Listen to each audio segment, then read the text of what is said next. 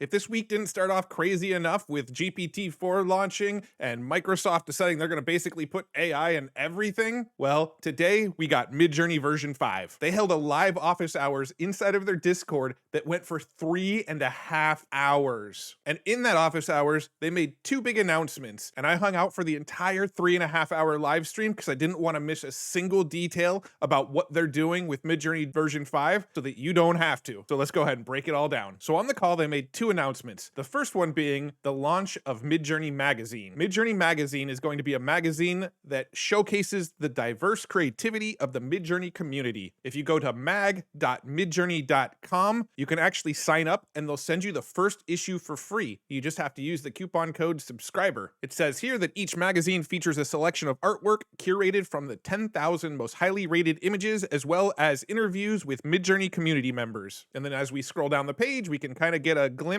of what we can expect this magazine to look like. And you can click on get the magazine. It shows it's $4, but if you add promotion code subscriber and click apply, it'll discount it down to free for your first issue. So that's pretty cool. But the real reason this Discord open office hours had almost 2,000 people attend live was because today they announced the release of MidJourney 5. Now, it doesn't explicitly say this inside of their announcement here, but they did say it on the live call that MidJourney version 5 is currently only available for the paying subscriber members of MidJourney. So if you're still using a free trial of MidJourney, you're not going to be able to use version 5. They did say they just did not have the computational power to let everybody use it for free. So it does require that you're at least on one of their premium plans. So now that I've got that out of the way, let's dig into how you can go and access MidJourney version 5 right now. So assuming that you're a paying member of MidJourney, you can get access to version 5 in two ways. You can add --v5 to the end of any prompt, and it will prompt that image with version 5, or you can set it to your default by typing /settings and selecting MidJourney version 5 as your default version. Either one of those will get you MidJourney version 5 images. Now, I've created my own test server over here to do various testing inside of MidJourney. You can invite the MidJourney bot to your own server if you're on one of the paid plans, and then you could create different rooms just to keep your own MidJourney generations organized. That's what I do. Now, if you go into the MidJourney Discord and on the left sidebar here, you scroll down to prompt FAQs, up at the top, there is what is V5? How do I use V5? If you click in here, you'll see pretty much all of the most common questions people will have about version 5. And this covers a lot of what they covered on today's live office hours, but they also gave a lot more details live that isn't in here. So I'm going to make sure I break it all down and cover all of the interesting things that came out on this live office hour. Now, to start, MidJourney version 5 does have improved resolution. When you prompt an image, all 4 of the images in the grid are actually already upscaled by default. So if I look at these 4 images, and I decide I want to upscale this one on the top left, and I click upscale 1, it will upscale it nearly instantaneously because it's already upscaled. It's just grabbing that image that's already been upscaled. So watch this. I will click it and I will not speed up this video. Boom, there's our upscaled version. Just like that, I can go and I can view it in a browser and see the full resolution image of this image we just created. Now, the most obvious difference that you're going to notice is that in version 5, the prompts designed to look like photographs will look more like photographs. They really improved the photo quality. You'll also notice that they really improved the generation of hands. This was one of the questions that when I made my last MidJourney 5 video, everybody was asking, are the hands better now? Yes. The hands are much better most of the time. Every once in a while, you'll get something that looks a little bit funky and a little bit off, but most of the time, the hands are pretty spot on. Now, another noticeable improvement was that they really put a lot more focus into improving the skin texture. So you will notice if you look closely on some of the images that there are some blemishes in the skin. You will notice more freckles. Sometimes characters that you generate will have moles on them. They wanted to add more realistic skin texture, imperfections, and blemishes and things like that. You'll also notice that the teeth are greatly improved. One of the funny things about MidJourney version 4 was that if you made a picture of somebody smiling, a lot of times they would have more teeth than it looked like a mouth should have. They seem to have really improved that inside of MidJourney version 5. Now, another thing that they stressed a lot on this live stream was that prompting is going to be different now. It's much more powerful. You need to actually add a lot more detail with your prompts. You can no longer just put a whole bunch of random words separated by commas and expect to get a really highly detailed, perfect image. It doesn't seem to work like that anymore. In fact, now it's got improved natural language processing, meaning that they want you to write your prompts like you would write a sentence in school. So think of how you would write out a sentence and prompt that way instead of just breaking up a whole bunch of keywords. This also means that single word prompts aren't going to be as effective as they once were. So in past videos, I talked about how in MidJourney 4, I like to put just a one-word prompt of chaos or beauty or insanity or something like that. Those aren't quite as effective anymore. You're going to want to structure it much more like a sentence in how you might talk or how you might actually write a sentence in school. Now, keep in mind that MidJourney version 4 isn't going anywhere. So if you really like the look and the ability to just use one-word prompts or just to throw random words together with colons between it, you could still do that with MidJourney version 4. It's just not going to be as effective in MidJourney version 5. So if that's the look you want, it's still there for you. Now, they also stress that using words like Unreal Engine or 8K or Octane render, they're not going to get you super realistic results anymore. They're actually going to get you less realistic results. If you type in Unreal Engine as part of your prompt, you're going to get images that look like they came out of a video game and not images that look like they're realistic. They suggested using words like cinematic lighting and adding more detail. And notice how I structured this in the form of a sentence. A highly detailed photograph of a person standing on a mountain with cinematic lighting during sunset. I didn't just break up a bunch of words with commas, and this is the result we get out of that. We get so much more detailed and realistic looking images that don't look like a video game like they do if we use a keyword like Unreal Engine. Here's another example that I did earlier. An editorial photo from Dwell of a mid-century modern house on a cliff that overlooks Los Angeles. The morning sun shines over the brilliant architecture of the beautiful, exclusive, and expensive house. And this was the image that I got. Just look at that detail. This could be a real photograph, and this comes from using more of that sentence structure as opposed to breaking up the words like you might be used to in MidJourney version 4 and earlier. Here's another one where the prompt was a highly detailed samurai warrior on the battlefield holding a sword in a ready to attack pose with cinematic lighting and detailed facial features. Now, it kind of hid the detailed facial features, but we've got a pretty cool, realistic cinematic image here. The example that they give in their FAQ here is, your prompts will benefit even more from being written in the form of sentences rather than lists. Try writing like you learned in school. For example, an astronaut floating in outer space may produce more predictable results than astronaut, floating, outer space. All right, so I think I've hammered that in enough. The next thing was they improved the remix feature. So this feature where you can blend two images together and get some sort of composite image, it works much better than it used to. For example, I took this image of a woman that I found on the internet and this image of a brick wall that I found on the internet, and here was the image it generated with version 4. It kind of merged the woman into the brick wall where she's kind of peeking out a little bit, and here's what it made when I did it with version 5. It made the woman standing in front of the brick wall, which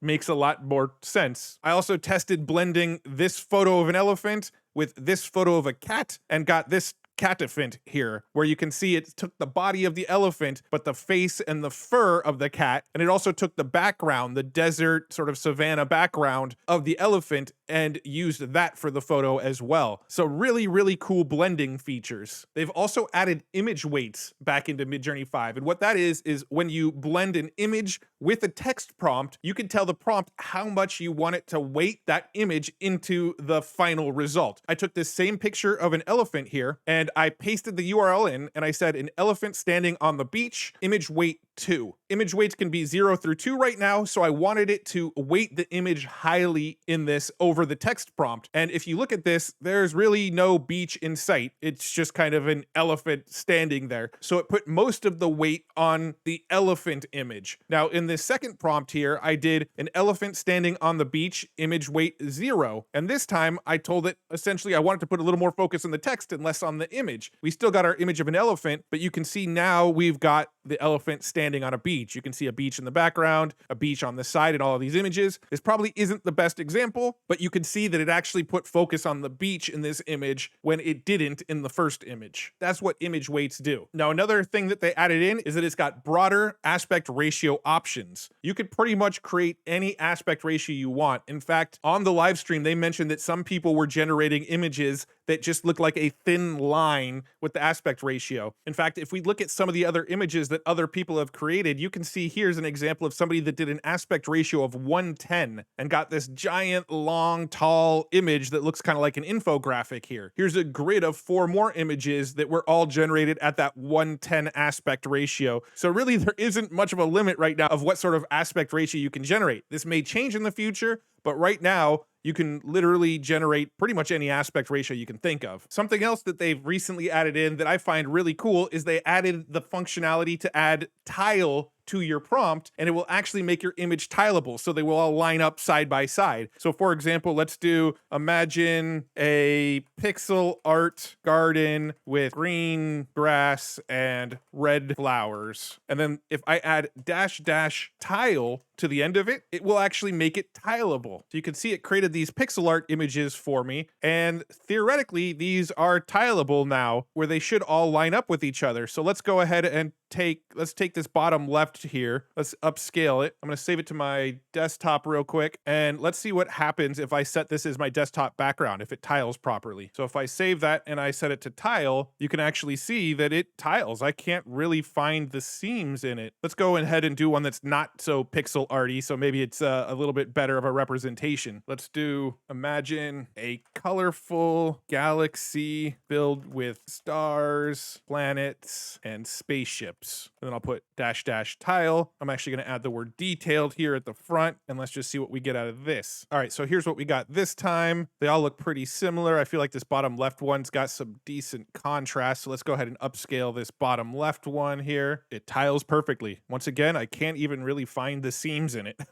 So that's another cool thing that you could do with MidJourney, is you could make these tiling images, which if you're a game designer, there's a lot of use cases for that. And maybe if you just want to make cool backgrounds, obviously some use cases for that as well. Now, one thing on this live stream that they explicitly said it is still not going to be good at is generating text. You're still going to have to probably pull them into Photoshop or Canva or something like that to add the text to it, because they said it's still crap at text. And from my testing, I can 100% confirm that unless you want street signs that say Haritut Ridap or Hadio, it's not very good at doing text. All right, now I want to jump in and do some more example images here in a second, but before I do, I want to briefly mention a few interesting little tidbits that they did say on the stream that you're not going to find in their announcements, you're not going to find in their FAQ, but they're things that, as I was sitting there taking notes earlier, I took some notes that these are things that are in the works for MidJourney version 5. So a little peek behind the curtain here. This is my notes and script for this video that I'm doing. Here's a few interesting notes that they said. One of the things is that they hinted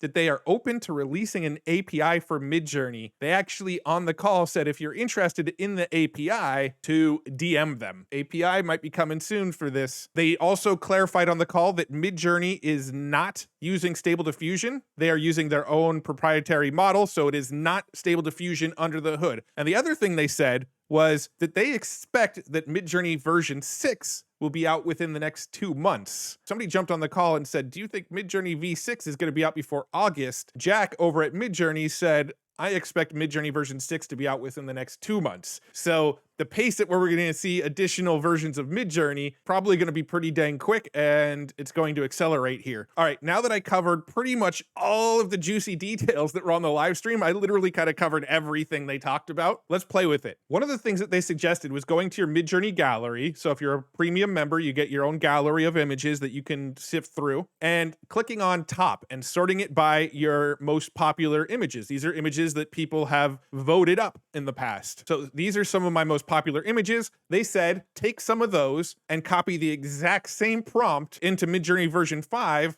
and then compare the difference. So this is clearly my most popular. It's kind of unfortunate because I'm pretty sure I borrowed this prompt from somebody else and it's not my own original prompt, but let's go ahead and copy it anyway, see what it does in MidJourney version 5. And I'm just gonna paste in that same exact prompt. Okay, so these look absolutely amazing. Look at the MidJourney version 5 images that it created. I'd say this bottom right probably has the most details. So let's go ahead and upscale that one real quick. And so this was MidJourney version 5. This is MidJourney version 4 of the same exact prompt. 5.4.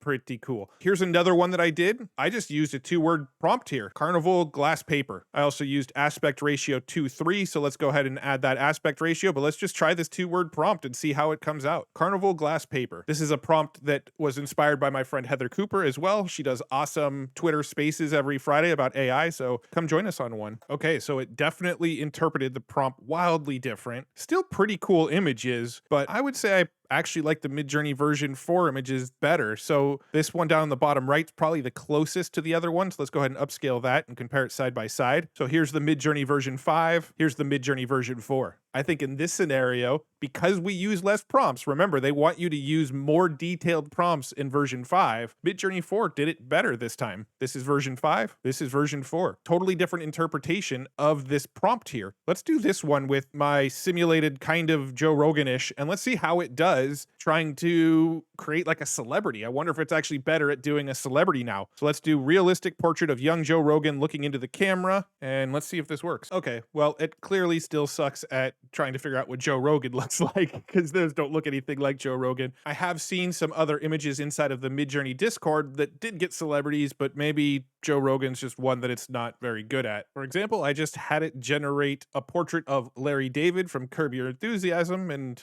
it did pretty good. All right, that's the second time I've made that joke in a video, so I won't do that again. Let's try like a landscape photo. So I've got this image here, which I think is a pretty dang impressive landscape photo, but it does kind of look like a painting or something. So let's try a beautiful green forest with a lake and snow-capped mountain in the background. It's already formed kind of in the form of a sentence, so that should do pretty decent. Let's see how it does here. And here's what we got. These look like happy little trees, like a Bob Ross painting or something. This one on the top right, this one looks like a photo to me. This one looks really photorealistic. Let me upscale this top right one here, so that would be number 2, and let's compare it with the one that I have before. So this is the one with MidJourney version 5. Damn, that looks good. Like, that looks really realistic to me. And here's MidJourney version 4. MidJourney version 4, MidJourney version 5. Oh yeah, MidJourney version 5 definitely takes this one, I think. That's MidJourney version 5. That's MidJourney version 4. Both awesome images. I'm not complaining about either of them, but that MidJourney version 5 is just the realism. Just so much better in this one. All right, 2 last things I want to try, and then we'll wrap this baby up. So one thing that worked really well in MidJourney version 4 was just tossing in emojis and letting it generate something interesting based on the emojis. I don't know what MidJourney version 5 is going to do if I try that, so let's just test it. Let's go imagine, and let's do, I always like to throw in the rainbow emoji, and let's throw in a rocket ship. And let's just see if it works with some emojis. All right, so it actually still makes pretty dang cool looking images with emojis. I mean, it's totally like a roll of the dice, a complete gamble of what you're gonna get. This top left one makes a lot of sense to me. It's a astronaut with a rainbow behind him. Rocket ship plus astronaut makes a lot of sense. How we got a girl with, she's got metal coming out of her nose and cheek and stuff. I don't totally know what's going on with these bottom 2. Definitely think the emoji tactic works better on MidJourney version 4 though. Now, the last thing I wanna test is on the live stream, one of the developers jumped in towards the end of the stream and said there is a 1-word prompt that still is actually working pretty well and that he's been loving the result of, and that's simply the word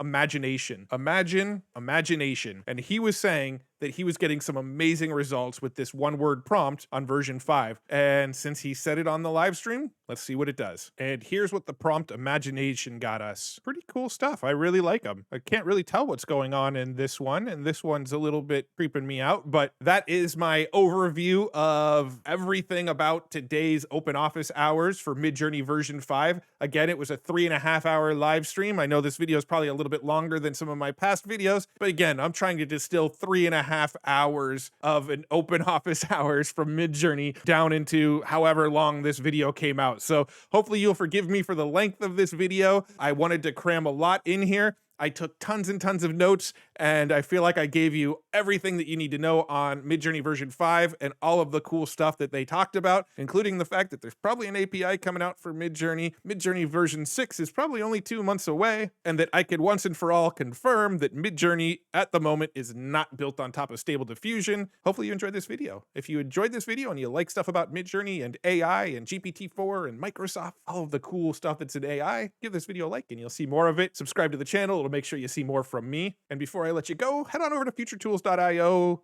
Click this button here to join the free newsletter, and every Friday I'll send you the TLDR of everything that happened in AI for this week, including the 5 coolest tools that I came across for the week. We're almost up to 40,000 subscribers on the newsletter, including people from Microsoft and Apple and Hugging Face and Nvidia. And just go to futuretools.io, click on the join the free newsletter button. Thanks again for tuning in. I really appreciate you watching my videos and spending the time with me. Go have some fun with MidJourney version 5. It's available right now. All right, see you guys later. Bye.